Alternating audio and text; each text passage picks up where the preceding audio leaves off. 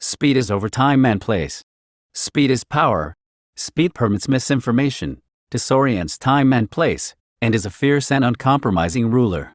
Our obsession with high speed leaves no time or place for return. It is now already too late, and today is yesterday with its memory already lost. How can we go forward when action is to watch action? When the eyes are locked in a fixed gaze?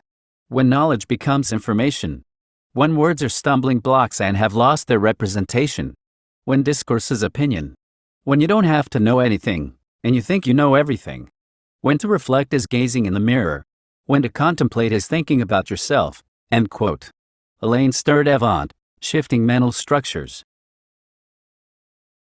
What if we could glimpse our other self? The self composed of data points and inferences, nodes and connections.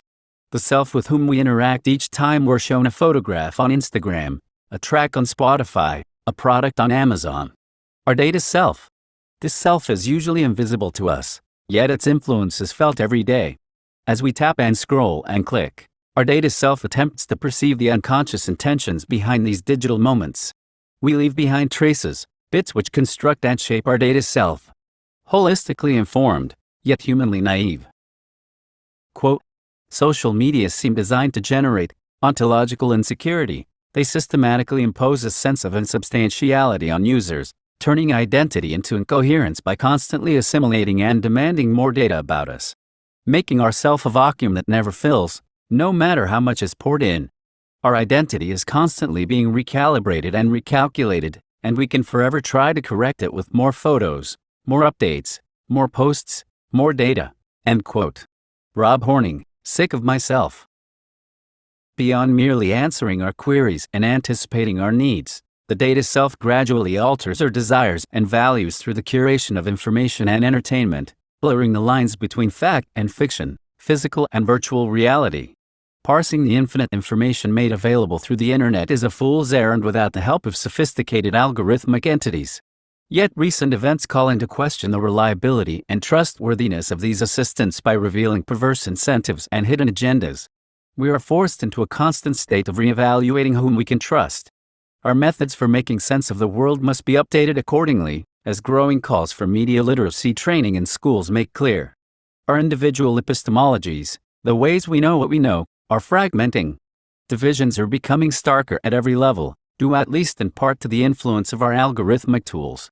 Navigating this milieu requires new awareness and new abilities. We must first reposition ourselves in relation to our data self.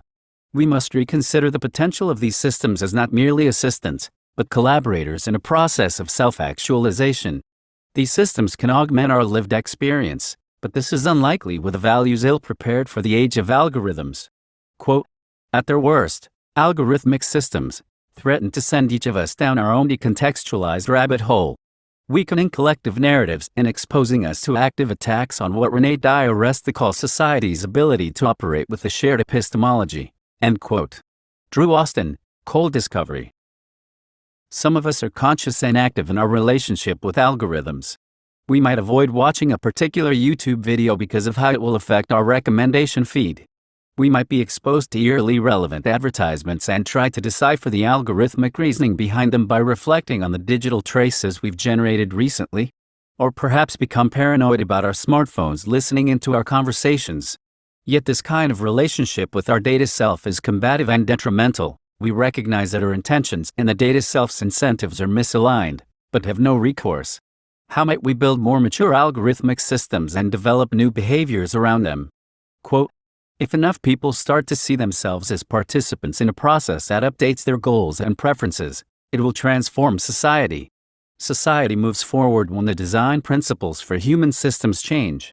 When a new principle, like freedom or fairness or meritocracy or structural oppression, appears and becomes widely recognized, people redesign everything, schools, local businesses, etc. in accordance with it. What society would help people determine their most meaningful goals and preferences? This question sparks the imagination. And the related design principles, exposure to the consequences of one's actions, discretion over the manner in which one works, and fostering capacity to handle hard truths together, suggest immediate changes to institutions and new forms of intimacy. End quote. Joe Edelman, what's next?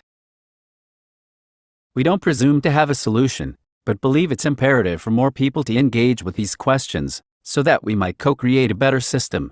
We already interact with many systems as if they have personalities. What if algorithms were no longer anonymous, but personified? What if an algorithmic curator were designed with a much more specific voice, persona, in mind? One which introduces itself to humans and is clear about who exactly it is. As long as we maintain our assumption that algorithmic systems are black boxes which cannot be understood, we will only further scatter our identity, individually and as a society.